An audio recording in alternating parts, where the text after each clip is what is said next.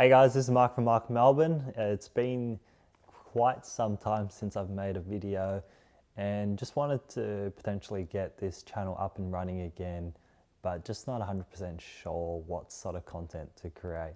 So I guess to give a bit of a timeline in terms of what I've been working on, uh, I sort of started off looking into stocks and crypto for the early, like when I first got into the markets.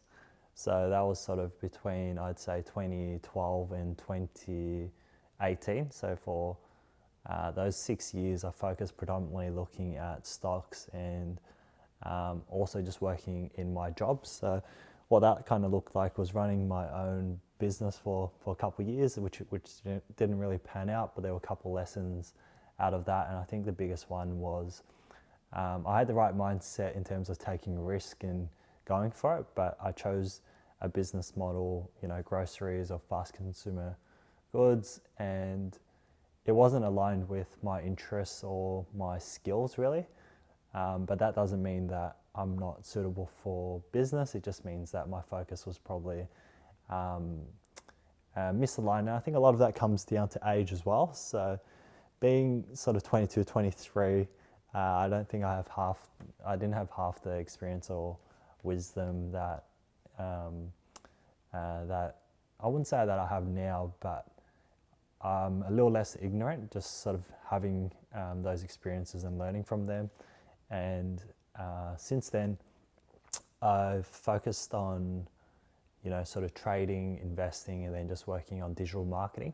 So for the last, I'm going on 5 years now, nearly 6, working in digital marketing. So I've got a good grasp on the various facets, including sort of Google ads, SEO, Facebook ads. But more recently, in the last 2 years, I've been working at a company that focuses purely on SEO and for e-commerce businesses. So what this means is I've got to have a lot of experience working with e-commerce businesses in Australia, generally turning over from around, on average, around 600 to 800,000 a year. Some of them sort of much higher, around like 2 to 5 million a year, but on average around 5 or 600, sometimes 700,000 a year. So that might seem kind of small, but some of these businesses are actually doing quite well. It probably comes down to profit margins, overheads, and how much staff they have.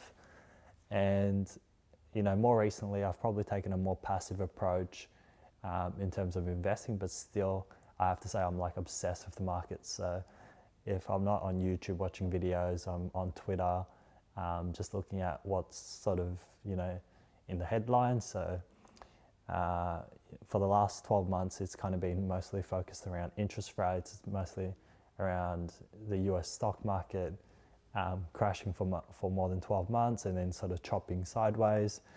And at the moment where I'm at is trying to build a podcast with some friends. So recently, in the last 6 weeks, I've had a conversation with a friend and he's really into the markets, and I've just reconnected with him probably in the last 3 months, and I went to school with him. We started talking about potentially running a podcast together, and ever since then we've been catching up each week and talking through what that would potentially look like. That channel that we're going to create is called Insights Lab, and as we start to produce some of that content, I'll have a bit of cross promotion from this channel and that channel. But the idea behind that is what I bring to the table is probably a lot more around like macro analysis and fundamental analysis around a stock, whereas he's very good at sort of going really deep into details around Australian stock markets. He's got an interest around small caps, and he's got a process where he'll bring his content, he'll bring his stocks that he looks at the start of each week, shortlist them based on momentum, and then flag them, look into what those companies actually do, what their competitive edge is, who the directors are, the shares on issue, any of the operational risk, any of the political and geographic risk, and so on. So he basically scrutinizes the companies, even though they've made it to a shortlist, and then that further, culls like some of the companies that he thinks will be like bad investments, and then from that list he'll invest in a couple of these, and he's done quite well with this strategy.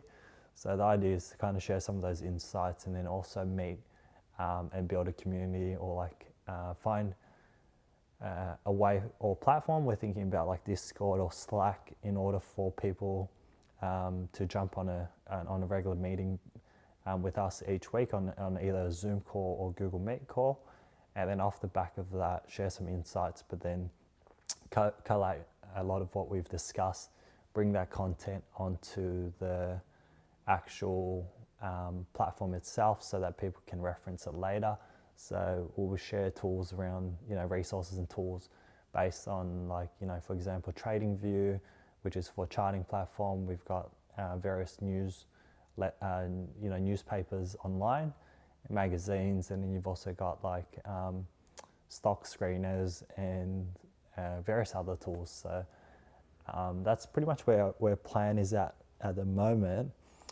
So I would say that over the last couple of years, I've developed a skill set around creating more content, working out the production flow in terms of getting like getting this camera set up, getting some of the audio equipment set up, and then now the next step is trying to figure out how to set up that podcast in terms of like what equipment I need, figuring out the logistics, figuring out the format, figuring out whether we're going to have guests on the show, whether we're going to have like regular friends that will feature on the show more often, and what sort of topics we're going to talk about.